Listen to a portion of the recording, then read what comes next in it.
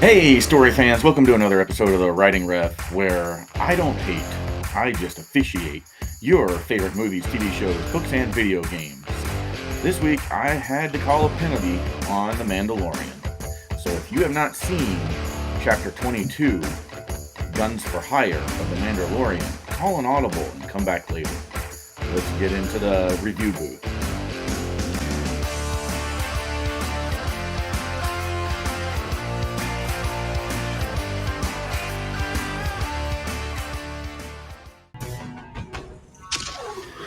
That's right.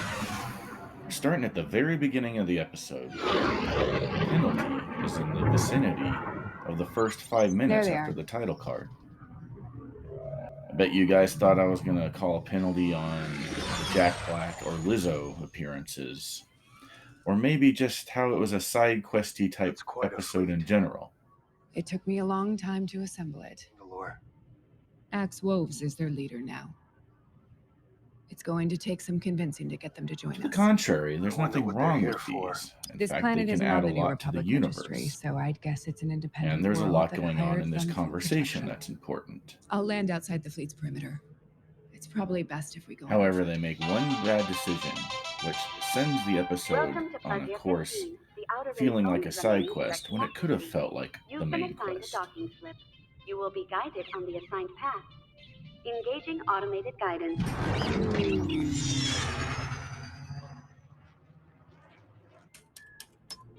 What happened? They've taken control of the ship. I guess we're going for a ride.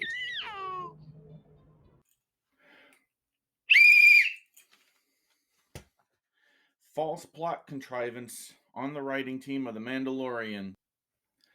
An unusually convenient technology forces an unnecessary plot diversion. Suspension of disbelief for the audience is pushed to its limits, and patience to get to the main story is wearing thin. So let me explain the penalty.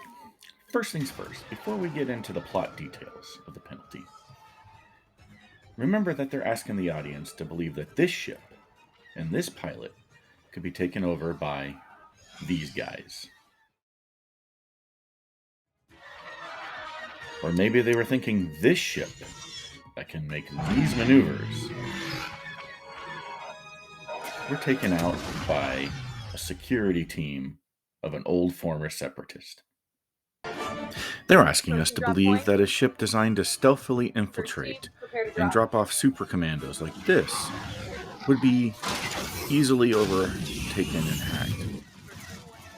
Or that a ship capable with a weapons package to take down a corvette could be subdued in such a manner. Now, maybe you could alleviate this problem by saying that Axe gave the planetary government the encryption codes to Bo's ship because he knew that she might come trying to take her spot back.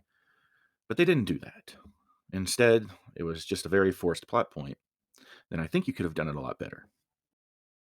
Does everyone remember this? That planet has been ravaged, plundered, and poisoned. And I will find out if the planet is really poisoned. There's no need to divert the ship. Much ado is made about these guys not only left because of the Darksaber, they left because they thought that Mandalore was irredeemable or unrecoverable. But we went through a whole thing where Din discovered it was recoverable. So that should be the first piece of evidence they go and deliver. And then the guy says something like, well, even if we could go back to Mandalore, we'd still have to get the New Republic to recognize us. And then Bo would say something to the effect of, well, don't you guys have a nice in with this planetary government right here? Maybe they could recommend us. And then the guy would be like, well, the rulers of this planet are somewhat eccentric. But if you can convince them, maybe I'll join your cause and help take back Mandalore.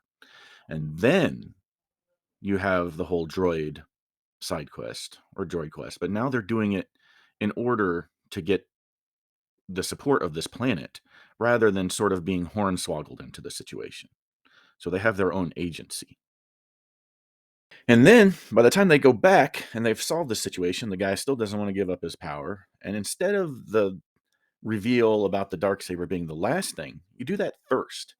And then you have Axe challenge Bo for the saber instead of just having a random fight with no saber involved in the first place. That way, when Bo eventually does win, it doesn't feel like, yeah, they just kind of hornswoggled everyone on a technicality. And it feels like Bo actually won her place. And that would have been a great episode of The Mandalorian, as opposed to just a pretty good one. So, do you agree with the call? If not, get in the comments, throw that red flag, and we'll address it next video. Make sure you guys like and subscribe, because I've got more content coming.